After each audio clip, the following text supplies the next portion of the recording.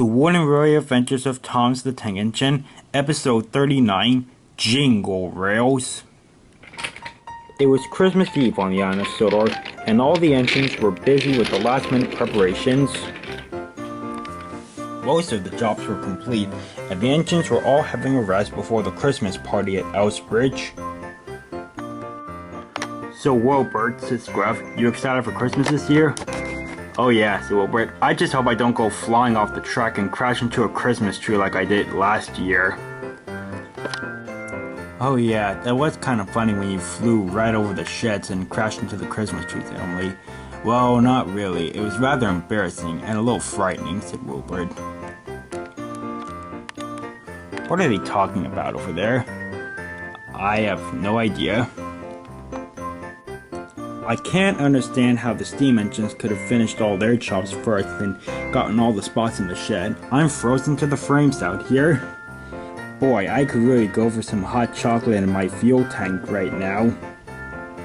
What? Wait, where am I? What holiday are we celebrating? Would you guys keep it down back there? I'm trying to get some shut-eye. I've had a long, busy day and I need some rest before the party. Nearby, Sir Topham Hatt was talking to Duck and Oliver. Now I know you two are excited for the party, but I have one last job for the two of you. I would like you each to collect a train and take them to Elsbridge for the party. Okay, sir, said Duck and Oliver. Oliver and Duck arrived to collect their trains. When they got there, they saw a familiar engine sitting in a siding nearby. Well, hi there, Roxanne. What brings you here? The boss allowed me to take Christmas off so I can come visit you guys, said Roxanne. Well, I wish I could stay and talk, but Duck and I need to get these trains delivered as soon as possible. I'll see you at the party, and Oliver and Duck puffed away.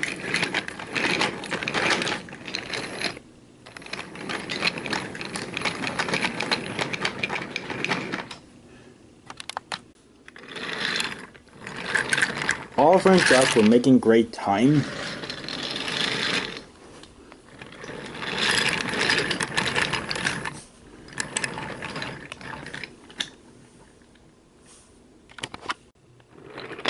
The journey to Elsbridge took them over a long bridge.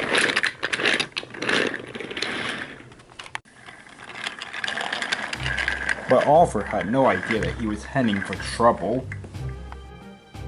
Earlier that year, before the snow came down, a huge area of track had been flooded.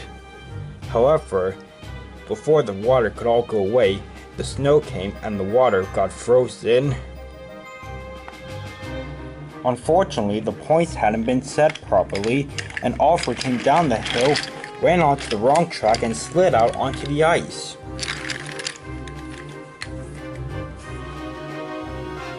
Just then, Duck came down the hill.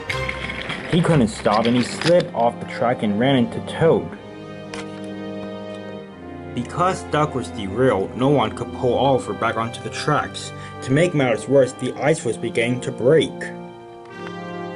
Luckily, Oliver was just a few feet away from the other side of the track.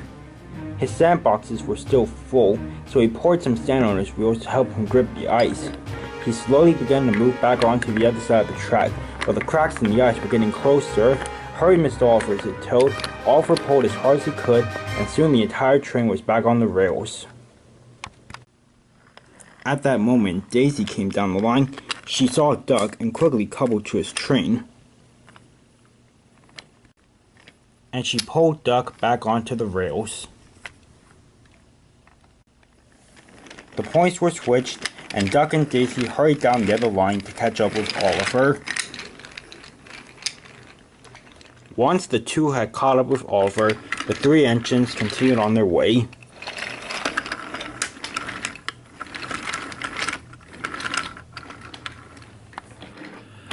They arrived at Elsbridge with just enough time to spare.